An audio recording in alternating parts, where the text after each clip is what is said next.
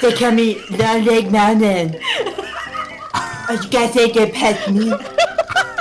DC20 is a revolutionary fantasy tabletop role-playing game that I have had the absolute pleasure of playtesting. It has set the bar to a new height entirely for all systems like it, and the official Kickstarter for DC20 has gone live the moment I publish this video. Go click my affiliate link in the description below and get a bunch of amazing prizes for backing it now within the first 72 hours. And if you want to know more, skip to the end of this video at this point here. But if you're still not convinced, well, let me share with you the riot of a time I had running this fantastic new game system.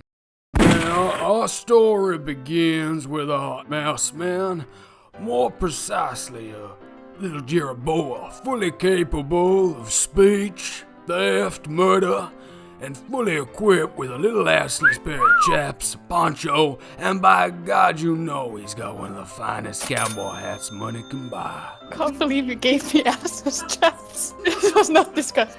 Okay. Sorry, you can scratch the assless chaps.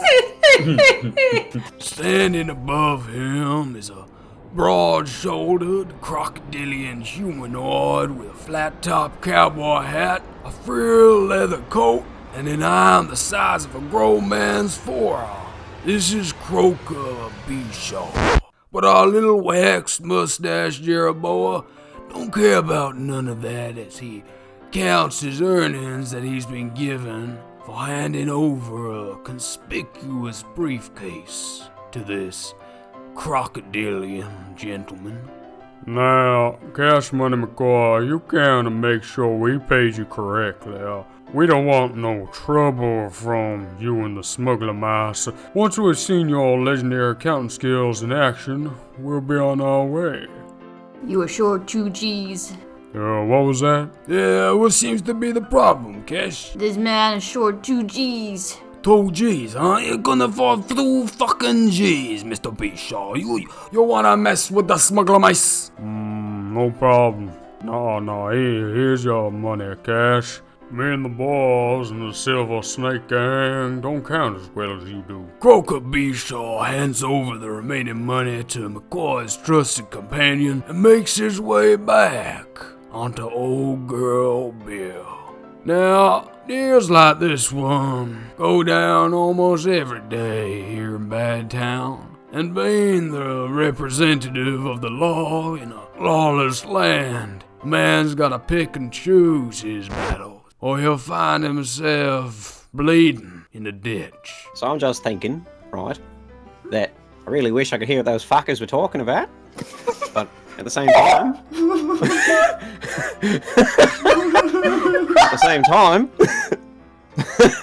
maybe there's got to be some advantages to being deaf. I don't know. But the last time I ended up in a gutter, I woke up and I couldn't hear a thing. I'm angry. I'm sitting there. I'm seething. I'm deaf as of only the last, I'm going to say, fortnight. I didn't realise that there was a series of tunnels underneath the fucking town. And it was when I tried to get into that network that I got knocked out and woke up without being able to hear shit. He sits there recounting the bad times he has in Bad Town as he watches a familiar face roll by. Squash Marsh.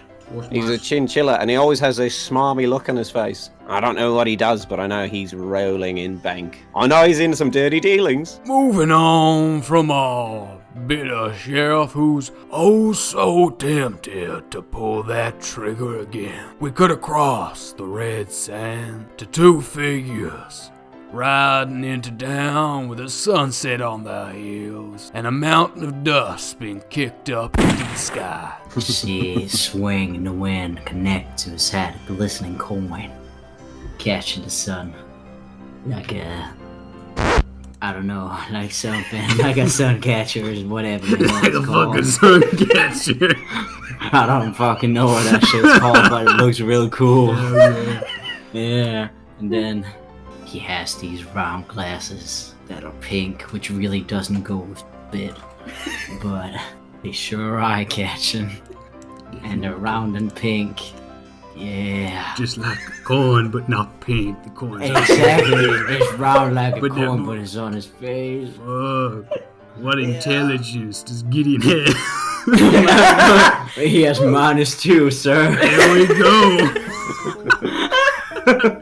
And riding beside this intimidating badass himbo is a sea green tiefling called Genevieve.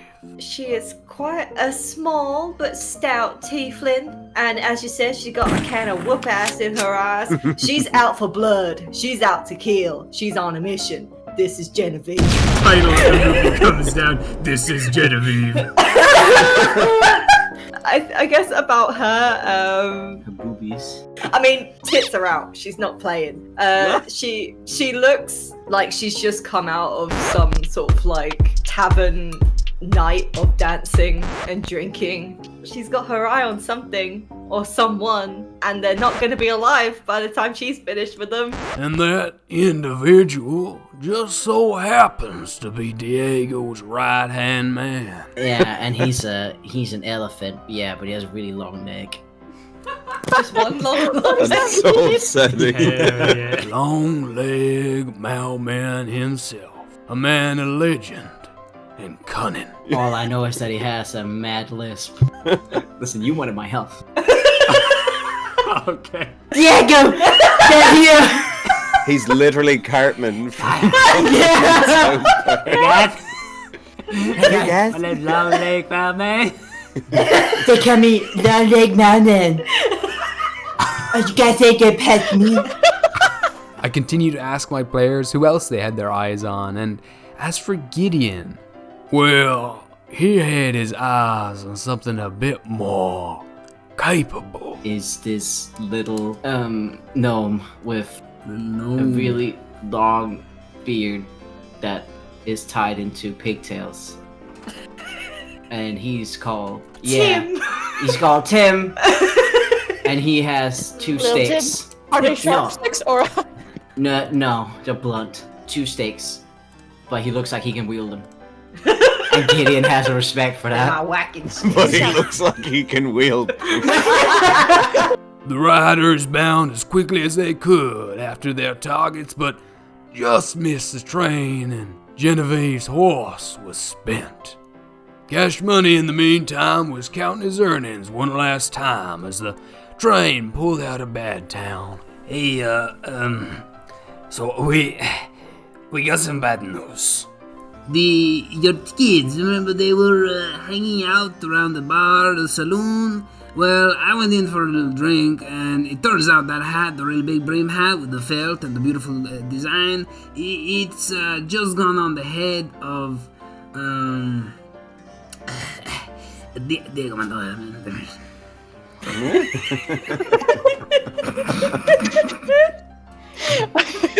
I squinted him. Very squintily. I squinted him very squintedly. Squint. You were telling me that, first of all, you were drinking while you were supposed to be working? But it was so dry, and you know how a small drink it can sharpen me up, in case anyone pulls a gun or something. You know, Randall, there's a reason we don't give you guns. Everyone else here except you and me, everyone else has a gun, but there's a reason you don't have a gun. So, do you understand this correctly? Correct me if I'm wrong, please interrupt me at any time. You say my kids were in a hat, and that hat is now... The hat, it went on the head of Diego Mentiras. There was nothing I could do. So, Diego Mentiras has gotten on that fucking moving train with the hat, with my kids in it? This is what you're telling me. This is the news you're delivering right now, Randall. As Cash Money looked on to watch the train leaving, he saw Diego hanging out the side, holding his hat, grinning, before sliding into the train. Dalton was asked to deal with Randall as Cash Money McCoy tried to figure out a way to save his kids. But as Dalton and Randall scrapped, more people in the saloon made their way out to join the ruckus. A good fight hadn't been had here in a long... Now, fights better break out there. I can't hear shit, so I'm pretty trigger happy these days. You get back inside, Curly McCraw, you fuck. You see that overground bunny? Yeah. He's a good shot. Impressed by the sheriff, Gideon and Jan thought they could use him, and so Jan gave him a little bit of her signature charm. I love bar wenches. His kryptonite! That is the whole reason I took this job. I love wenches. I took this job to protect the bar wenches. Turns out they don't really need protection, but I'm still very much into them. Look, right, I can understand some gesticulation. Use your body. to communicate with me, and oh, he's a creep, but you got him. Yeah, but we need you to join us on the train because you're a good shot. Payment sorted, and she'll push her boobs together. His eyes bulge. So when you do that, right, my poncho just suddenly you hear like a, and the poncho kind of gets like bigger, but not like where you. Oh, he's puffed up. Oh my God! He's puffed up. Yeah. With a high enough roll, Jen managed to convince him, and Spitjack gave her his horse, and he rode with Gideon. And Cash Money McCoy, hearing all this, snuck on the back of Gideon's horse in hopes to catch up with the train too and save his kids. And so our crew rode off into the sunset and into the fast approaching storm. And that concludes our first part of this 2-part animation series. And if you enjoyed this, hit the subscribe button if you want to see the second part. If you liked this, if you liked the style of this game, if you're interested in DC20, go back it now. The link is in the description below. Don't miss it. Within the first 72 hours, like I mentioned, you can get a bunch of cool stuff. So go now. It is live right now. It went live today. So you will be the first ones getting in there. Go back up DC20. It is the coolest system ever. Honestly, I've run many different TTRPG systems with my friends before, and you know, they often fizzled out. People were like happy with just the one game that we ran. This is the first time I ran a different TTRPG other than D&D, where my players were like, we want to play that again. And not just the game itself and play it with D&D rules, but they wanted to play it with the DC20 rules. That is huge for my party anyway. I don't know about you guys, if you struggle to find like ways to play other TTRPGs with your friends, this is the one. This is a banger of a TTRPG system. It is fantastic. It is money well spent. I have been loving it.